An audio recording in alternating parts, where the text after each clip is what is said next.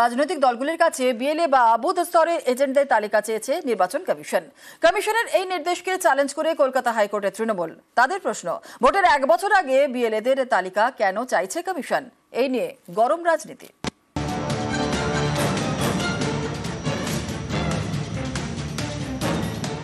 নির্বাচন কমিশনের বিরুদ্ধে আদালতে রাজ্যের শাসক দল তৃণমূল।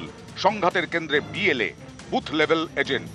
আগামী বছর পশ্চিমবঙ্গে বিধানসভা নির্বাচন, তার আগে এ রাজ্যে এসআইআর বা ভোটার তালিকার বিশেষ নিবিড় সংশোধন করার প্রস্তুতি নিচ্ছে নির্বাচন কমিশন। সম্প্রতি মুখ্য নির্বাচনী আধিকারিকের দপ্তর থেকে চিঠি যায় রাজ্যের রাজনৈতিক দলগুলির কাছে। চিঠিতে মুখ্য নির্বাচনী আধিকারিক মনোজ আগরওয়াল লেখেন, প্রতিটি বিধানসভা কেন্দ্রে বুথ স্তরের এজেন্ট অর্থাৎ বিএলএ নিয়োগ করতে হবে রাজনৈতিক দলগুলিকে। এজেন্টদের নামের তালিকা জানাতে হবে নির্বাচন কমিশনকে। এই নির্দেশ চ্যালেঞ্জ করে কলকাতা হাইকোর্টে মামলা করলেন তৃণমূলের প্রাক্তন রাজ্যসভার সাংসদ শুভাশিস চক্রবর্তী। মামলাকারীর প্রশ্ন, ভোটের 1 বছর আগে কেন বুথ স্তরের এজেন্টদের নাম প্রকাশ করা হবে? সাধারণত ভোটের 7 দিন আগে বিএলএদের নাম চাওয়া হয়। জনপ্রতিনিধি আইনের বাইরে গিয়ে এই কাজ করা হচ্ছে। এদিন শুনানির শুরুতে বিচারপতি অমৃতা সিনহা বলেন, এটা তো শুধু তৃণমূলের বিষয় নয়, এই নির্দেশ তো সব রাজনৈতিক দলের ক্ষেত্রেই প্রযোজ্য। জবাবে মামলাকারীর আইনজীবী অর্ক নাগ বলেন, বাকিরা হয়তো মেনে নিয়েছে, তৃণমূল তাদের সমস্যার কথা জানাচ্ছে। এখন ইলেকশন কমিশনের তো ক্রেডিবিলিটি শূন্য হয়ে গেছে, বিজেপির প্রতিনিধির প্রতিভূ হিসেবে কাজ করছে। তা ইলেকশন কমিশনকে একটা লিস্ট দেওয়া মানে তো সেটা আলটিমেটলি বিজেপির হাতে চলে যাওয়া। নির্বাচন কমিশনের অধিকার নেই, তার কারণ নির্বাচন কমিশন নিরপেক্ষ নয়। যদি এখন নিয়োগ করা হয় তাহলে নামটা প্রকাশিত হবে, নামটা প্রকাশিত হলে তারা অসুবিধায় পড়তে পারে। সাধারণভাবে ভোটার লিস্টের কাজ হলেও বুথ লেভেল অফিসার তাদের নিয়োজিত হয়, এর মধ্যে নতুনত্ব কিছু নেই। বরং তৃণমূল কংগ্রেস অন্য দলের বিএলএ কে জানলে তার উপরে চাপ সৃষ্টি করে, খুব ভয় পাচ্ছে কিছু তৃণমূল। রিভিশন করতে হবে, মৃত মানুষের নাম যে বাদ দিতে হবে, এগুলো তো স্বাভাবিক প্রক্রিয়া, এবং সেটা করতে গেলেও তো বিএলএ লাগে। তৃণমূল কংগ্রেস আমাদের রাজ্যে তার সরকার এবং দল হিসেবে তো মামলা করতে করতে মামলা বাজে পরিণত হয়েছে। বিএলএ তার তথ্য নির্বাচন কমিশনের ব্যাপার। নির্বাচন কমিশনকে তৃণমূল কংগ্রেসের থেকে বেশি মানুষ ভরসা করে বলেই আমি জানি। নিউজ 18 বাংলা। বিজেপি শাসিত রাজ্যে বাংলার শ্রমিকদের নির্যাতনে আগে সরব মুখ্যমন্ত্রী। এবার পরিযায়ীদের পুনর্বাসনে রাজ্যের নয়া প্রকল্প শ্রমশ্রী। বাংলায় ফিরে কাজ না পাওয়া পর্যন্ত প্রতি মাসে 5,000 টাকা, খাদ্যসাথী, স্বাস্থ্যসাথী সহ একাধিক সুবিধা। বাংলায় যে সকল পরিযায়ী শ্রমিক বাংলার বাইরে কাজ করছে, বাড়ি ফিরিয়ে এনে এবং তারা যদি নিজেরাও চলে আসে, যারা আসতে পারবে, যারা আসতে চায়, তাদের পুনর্বাসনের জন্য আমরা একটা পরিকল্পনা গঠন করেছি। এই পরিকল্পনাটার আমরা নাম দিয়েছি শ্রমশ্রী। এই প্রকল্পের মূল উদ্দেশ্য পরিযায়ী শ্রমিকদের বাংলায় ফিরিয়ে আনা এবং তাদের জীবিকার জন্য, নিজের পায়ে দাঁড়ানোর জন্য সাহায্য করা। যারা ফিরে আসবেন এককালীন ভ্রমণ সহায়তা সহ আমরা 5,000 টাকা দেব। ফিরে আসার পর 12 মাস মানে 1 বছর নতুন কাজের ব্যবস্থা না হওয়া অবধি প্রতি মাসে তাদের 5,000 টাকা করে দেওয়া হবে। ফিরে আসা শ্রমিকদের মধ্যে আমরা দেখব দক্ষতা কার কিভাবে আছে, এবং যদি দক্ষতা থাকে দরকার হলে আমরা তাদের আবার প্রশিক্ষণ দেবো, এই বিভিন্ন কাজে ইনভলভ করবো। এই শ্রমিকদেরও জব কার্ড দেওয়া হবে। আমাদের এখানে সেলফ এমপ্লয়মেন্টে নানা রকম অনেক সহজে লোন দেওয়ার ব্যবস্থা আছে, যেমন মাইনরিটি ডেভেলপমেন্ট কর্পোরেশন সংখ্যালঘু ভাই বোনকে ব্যবসার জন্য লোন দেয়, SC ST OBC development corporation loan দেয়, উদীয়মান স্বনির্ভর কর্মসংস্থান প্রকল্প লোন পাওয়া যায়। হাতে সঙ্গে সঙ্গে খাদ্যসাথী কার্ড, স্বাস্থ্যসাথী তার পরিবারের জন্য কার্ড। তাদের যদি নিজেদের বাড়ি থেকে ঠিক আছে, বাড়ি না থাকলে কমিউনিটি কিচেন সেন্টার। তাদের ছেলে মেয়েরা স্থানীয় যে সমস্ত স্কুলগুলো আছে গভর্নমেন্টের, এইসব স্কুলগুলোতে ভর্তির ব্যবস্থা করে দেওয়া। এছাড়াও তারা অন্যান্য সরকারি প্রকল্প যেমন কন্যাশ্রী আছে, শিক্ষাশ্রী আছে, ঐক্যশ্রী আছে, মেধাশ্রীর মতো নানান স্কলারশিপের সুযোগ সুবিধাও পাবে। বাংলায় যে 22,40,000 পরিযায়ী শ্রমিক ভারতবর্ষের অন্যান্য রাজ্য এবং বিদেশে কাজ করছে, এবং যারা আমাদের পরিযায়ী শ্রমিক সংক্রান্ত যে পোর্টালে নাম নথিভুক্ত করেছে, তারা এই সমস্ত সুবিধা পাবেন।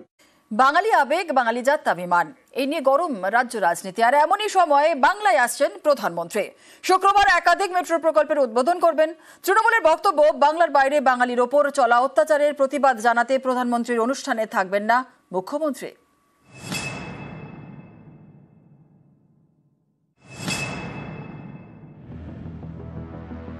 শুক্রবার রাজ্যে আসছেন প্রধানমন্ত্রী নরেন্দ্র মোদী।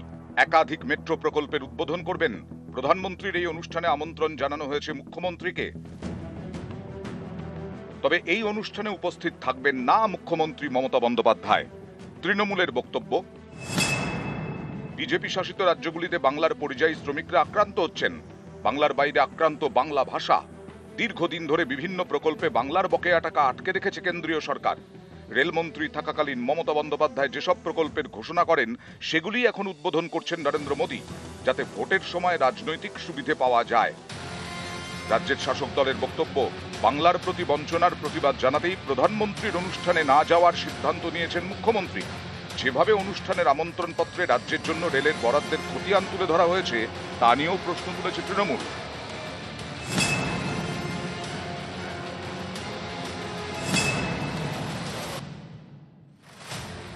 আগামী বছর রাজ্যে বিধানসভা নির্বাচন, তার আগে বাঙালি যাত্রাভিমান ইস্যুতে গরম রাজনীতি।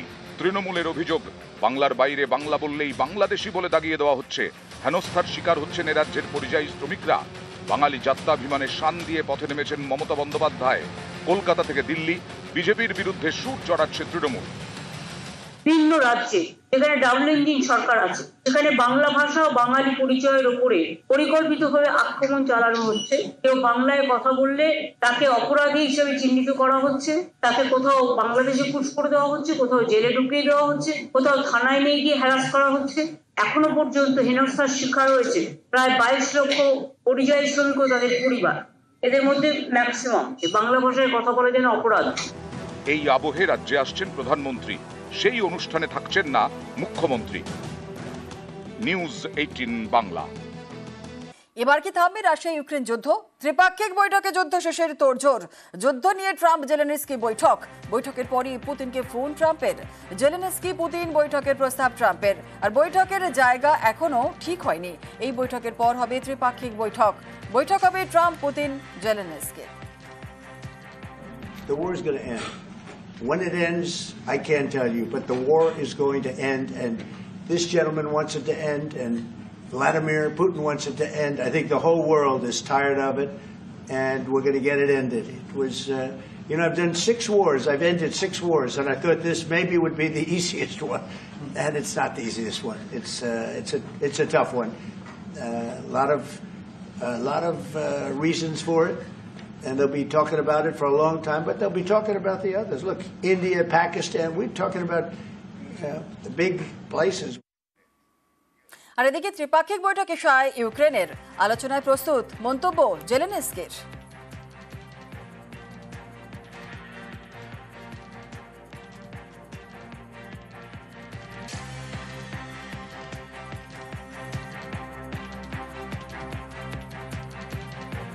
We don't have any day. We just conformed after this productive meeting with the President and then with all our colleagues, with the partners, we confirmed that we are ready for a trilateral meeting. And if Russia proposed to President of the United States bilateral, and then we will see the result of bilateral, and then it can be the trilateral. So I said always, so Ukraine will never stop on the way to peace, and we are ready for any kind of formats, but on the level of leaders.